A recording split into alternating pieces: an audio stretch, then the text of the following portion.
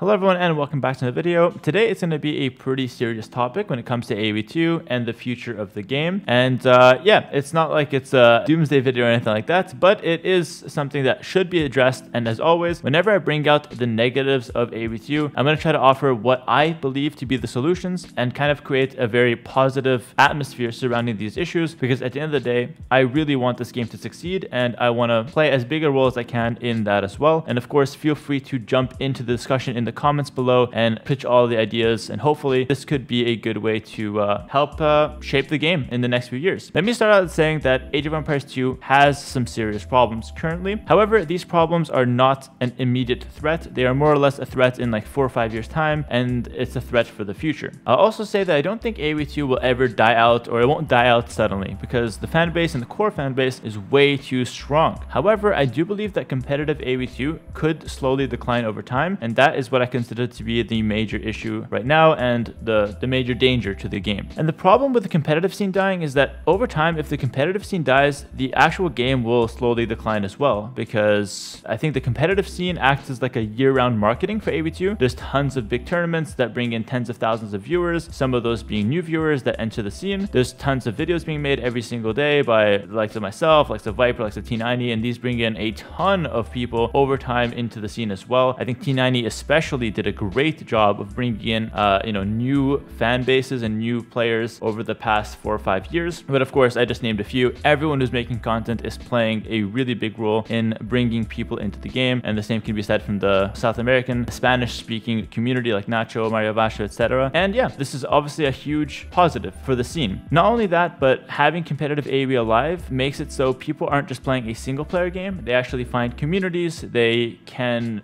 bond and create friendships, they can join groups, and they can feel a bigger sense of belonging to the game, and not just it being a game that you play and as soon as you close the game, it's no longer a part of your life. I think these stronger bonds help keep people interested, and honestly it helps them in their life as well. A lot of people, especially these days after the COVID pandemic, it could be hard to create those friendships, and having that online community sense could help these people in their personal lives as well, creating these bonds, creating these friendships, making their life a lot more interesting. And so I think a competitive AoE2 helps with all of that. Now let's take a look at Age of Empires 2 in general, not just the competitive scene. Let's take a look at everything from not a statistical point of view, but just like a logical point of view here. Again, very little statistics in this video, but more or less just like logic and kind of conclusions from what's been happening so far. So the positives of what AoE2 has right now over other games is that AoE2 has a very dedicated fan base. The people who play AoE2 are unlike players who play other games. The people who play AoE2 love the game. Like, they have been playing for years, they will play for many years to come, and it's a big part of their lives. They are not just playing the game here and there and then just ditching it. These people are buying every DLC that comes out pretty much. These people are willing to support the game for whatever is needed. They've bought multiple editions of the game, that kind of stuff. It's a very dedicated consumer base, and that's a very big positive, because that means that the core player base won't really shake regardless what happens with the game. They're always going to be here, always going to be playing. And the reason for this is probably just because it's a game that's been out for a long time. It has a ton of content, like so many campaigns, 43 civs including the Romans, and the amount of things you can do within the game, I think that keeps people hooked over a long period of time. And that is a huge plus. The second positive for the game is the nostalgia factor. And this is huge. This is the reason why we've been able to market the game as like this game that's 20 years old, 25 years old, but is still playable, is still alive, and it brings people back. I get tons of messages on my stream. Yo, I used to play this 20 years ago. I can't believe it's still alive. Messages along those lines. And that is, again, another huge positive for AoE2, because it means that just by having content out there, people will be returning to the game, and they're going to be returning with a very strong sense of nostalgia, which usually creates a pretty big bond once again between the people and the game. And this is how you create more and more dedicated fans. And when I was talking about marketing towards this, I mean, like, have you guys seen like the Xbox release and the things they were saying in that? I made a video about it and I still remember it to this day. They kept mentioning how it's this old game that's been done again, that's new. They kept mentioning how it's AoE2 is shiny again. AoE2 is the new thing, like it's back. It's that kind of stuff. They kept mentioning how it's an older game that is now getting new things. And so we are playing heavily into this nostalgia factor, which I think is a positive and a negative. I'll mention the negative later, but for now, the positive is that it creates very dedicated fans over time, people that come back and play the game. The third positive on my list is that the competitive scene currently has a pretty good system, very active tourneys, high high prize pool, keeps the players engaged, and has a good amount of viewership as well. Like the viewership for these tournaments is at pretty much an all-time high, or at least a high in recent times. Maybe when Red Bull was kicking in, they had really high viewership, but still the viewership right now is at a pretty solid point. So these are the three positives that I've mentioned. And like I said, I think these three have been keeping the game alive and will continue to keep the game alive for a while. But the problem is, I don't think that these three positives or main points are enough to keep the game growing over the next 4 or 5 years. And this brings me into a few problems that the game has that I think is holding it back. So the first problem I have on the list, I have 4 issues that I think are like major problems, and I also gave 4 solutions for them as well, or at least the direction I think that the game should go. And keep in mind, this is just my opinion. I have to keep stressing that because it's not like I have all the answers. It's just what I think would work best. So the main problem I think is for the mid-level player base. Now this is anyone from 1,000 ELO to 2,400. This is anyone who plays the game every single day on ranked, whether it's team game, 1v1 or lobbies, but doesn't make money off the game. That's a very big part of the player base. However, it's pretty small percentage in comparison to the people who play single player. I don't have the numbers, but I always hear how the single player base is the most in numbers. However, the mid-level player base, the people who play online and they play it consistently, those guys, they're smaller in number, but in my opinion, they're really crucial because they're returning and they're very active players. So returning players and active players, it's crucial for like the success of a game. That's the bread and butter of what the game is. So the problems this group of people are facing is that they have very repetitive games right now on both 1v1 and team game ranked systems. The reason for this is the ranked map pool being absolutely horrendous. Like it's terrible how it works. Also, a small part of it is people picking civs and blocking, so forcing you to play the same few civs over and over again. And then combining that with the pretty stale meta in team games creates a pretty degenerate system that could get boring for a lot of people. Now, a lot of people do enjoy that, but a lot of people get bored of that and quit because of this. And so I think the solution for this is to change the way the map pool system is working. That's number one. And the way to do that is just to include more maps. We have so many maps for tournaments, so many new maps are being made and are just getting completely neglected. On the rank ladder, all you see is Arabia, Arena, Mega Random, Hideout, Black Forest, Four Lakes, Islands, Team Islands. Like that's 90% of the map pools I just summed out in 10 maps. Same thing for team game. It's African Clearing, it's Mega Random, it's Black Forest, it's Arena, it's Arabia. It's always the same 4 or 5 maps that see like 90% of play for 1v1 and team game. And if you combine that with the fact that people are blocking civs, especially on team game most of the time, you're only playing like 1% of what Age of Empires 2 actually is. The top level guys are playing a little bit more. We're playing like, yes, maybe it's mainly Arabia 1v1s, but at least we're playing random civ, which creates a bunch of different scenarios. So that's a little bit better for us right now at the top level. For the mid-level players, it's heavily impacted by poor map system and the repetitive civilizations and the repetitive meta that they're facing. And the reason why I put so much emphasis on this group of players, these core active mid-level players, is because where do you think the new pro players will come out from? When all the pros that are currently playing get older and can't compete, who is going to take over? It can't just be the same guys playing forever. You need new pros to come in, shake things up, create excitement, compete with the older guys as well. And there have been a few pros that came over the last 3-4 years, and that's great. But I think the amount of new pros coming to the scene right now could be a lot higher. And I think that it could be a lot higher if you fix the issues that these mid-level players are facing on the rank ladder currently. All right, the second issue I see is that it's very hard for new players to find success in ranked because of how developed the metas and the builds are. It's a very high barrier to entry in the ranked side of Age of Empires. I honestly believe that for new players playing single player, it's very accessible, very easy to get into. Campaigns are great. You just get in there, you play, there's a ton of content, ton of civs. You can play for hours and hours and hours and still have a ton of fun. But when you make that switch to ranked, it can be very discouraging if you jump in, you lose your first games easily, you don't know how even strong you are, you see the rating dropping, and it's quite logical to just quit after that and just play something that's more enjoyable, like the single player that you've been playing, which is fine. If you enjoy single player, there's nothing wrong with that. But again, I mentioned earlier how the mid-level players, the people playing ranked day in, day out, those are the guys that are the most dedicated. Those are the guys that will be watching the tournaments and will make the future pros and will keep the scene alive, the competitive scene alive, that is. And so I do think that a big problem for newer players is being able to transition from the single player into ranked, and only the people who are watching videos, mostly mine, have a chance to do this because I provide builds and I provide a lot of guides. But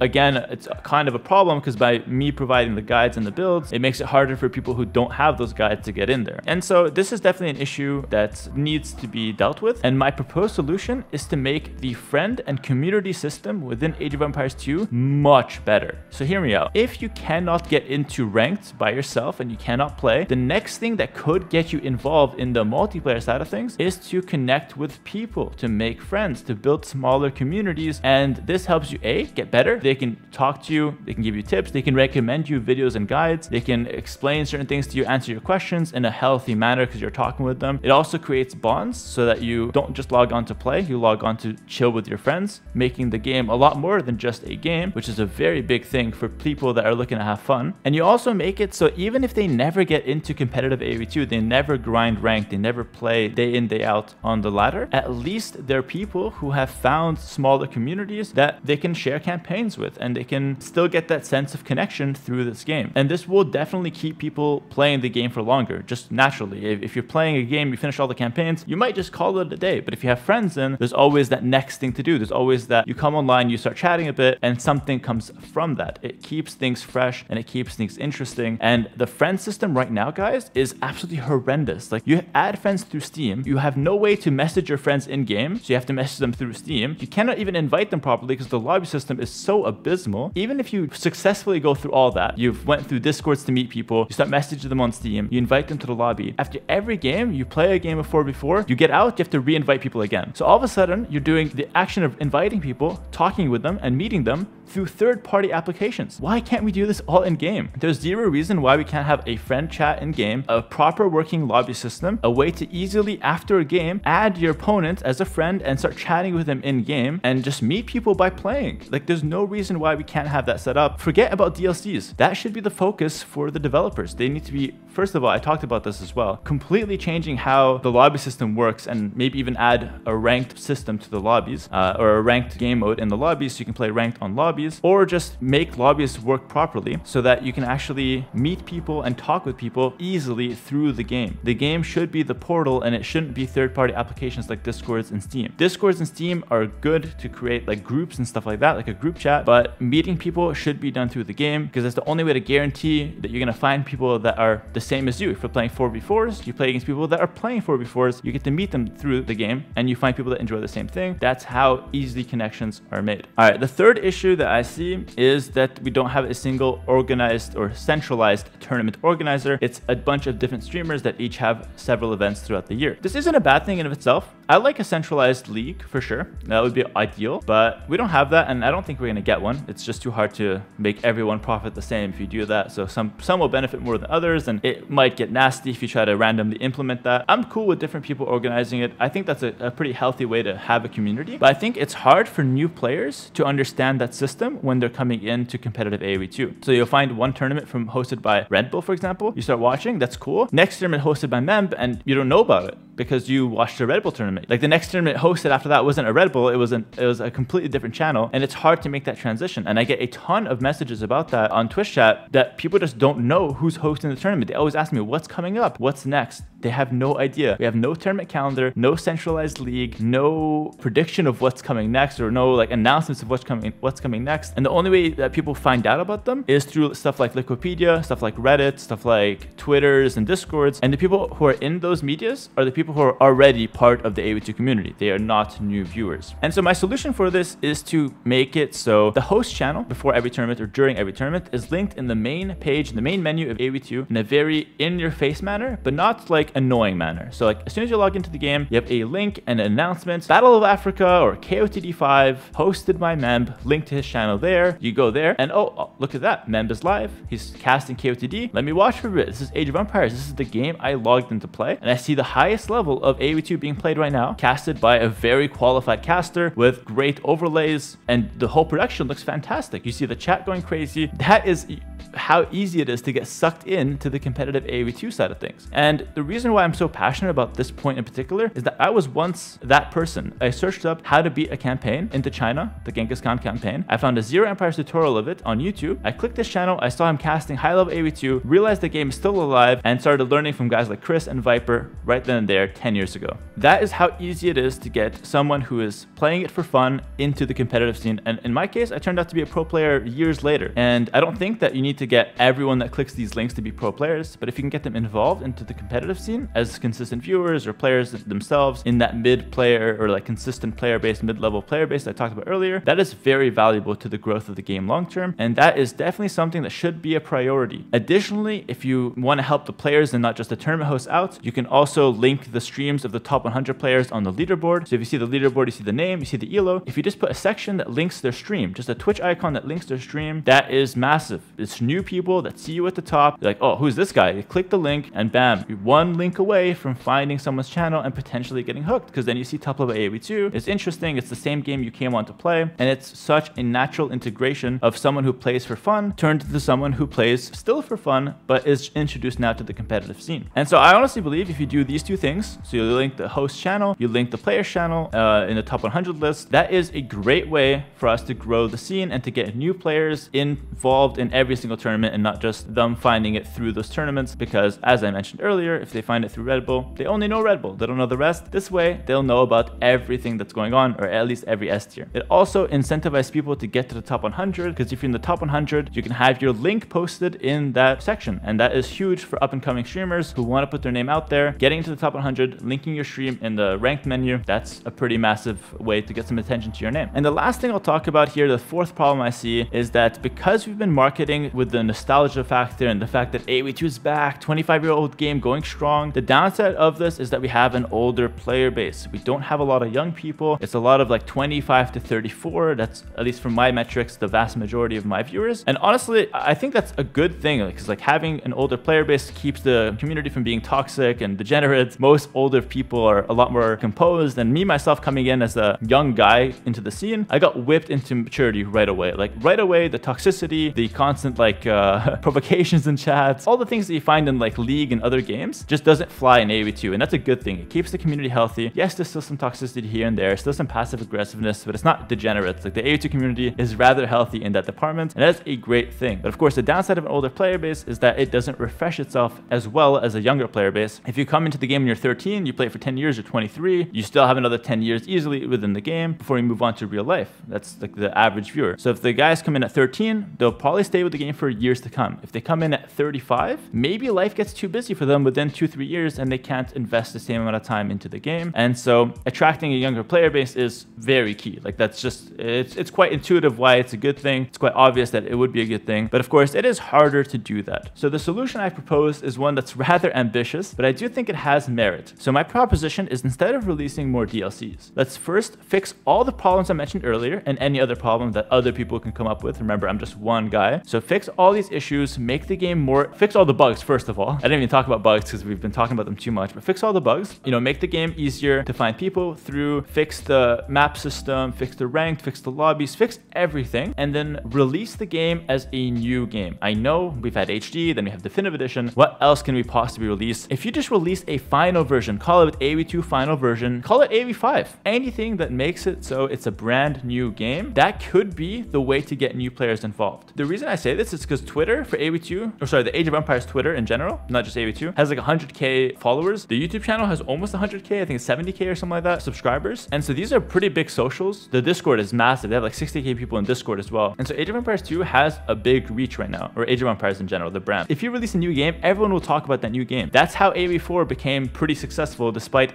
glaring issues that it had. What happened, AoE4 was amazing at launch, so successful, and it went downhill because the game was just not very finished. If you take a recipe like AoE2, it's proven to be good. It's proven to have lasted the test of time. If you just re-release it, fixing all of these issues, it's almost guaranteed to be a success. And if you fix all the issues that maybe might make people stop playing after a while, then you have a game that will be released again. People will buy it because we have a dedicated fan base. Just don't make it too expensive. New people will hear about it because you have these massive socials at your disposal. And it could just be a way to get a full reset on the game, pretty much. And it is an ambitious idea, for sure. There's obviously a lot of things I'm not considering. I don't even know if this is viable or not. I'm not the guy in charge of making these decisions. But I do think that doing that is the best way to guarantee AoE2 will succeed the test of time, or last the test of time for the next 5-10 years. Guaranteed. It's lasted 25 years. It's still going strong. If you just fix all these issues that could cause some problems in 5 years' time, get ahead of the issues, fix them now, release the new game, and you're good to go. And like I said, you just release AoE2 again. Don't try to make a new game. Just release the same game, fix everything,